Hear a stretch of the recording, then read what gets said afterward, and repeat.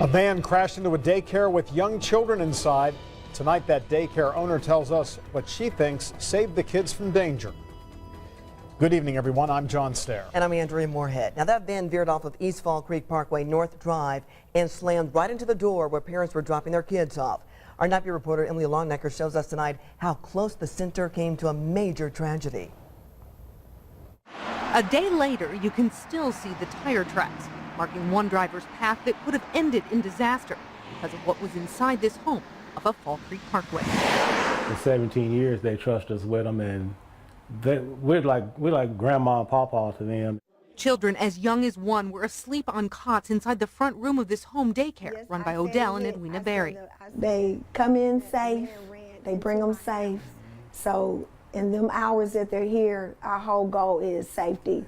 And you want them to be picked up safe. The Berrys say the kids had just woken up and were having a snack in the back room when they heard a noise.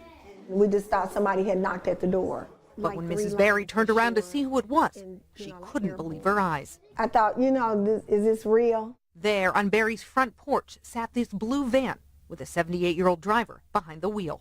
We said he just blacked out. He said the next thing he remembered, he was going down Fall Creek, and he said he remembered he was just sitting on our front porch.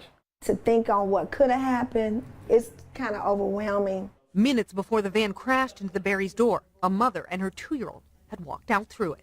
All this right here would have hit him because the front door and everything was laying up here on the steps.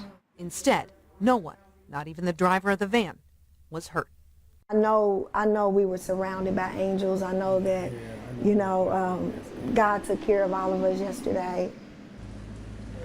Now, the Berrys called parents to warn them about the accident so they wouldn't show up to pick up their kids and be terrified when they saw police and fire crews here. All total, there's about $10,000 worth of damage to the house. The daycare is open for business tomorrow after contractors were here today and determined that the house is structurally sound. Emily Longnecker, Channel 13 Eyewitness.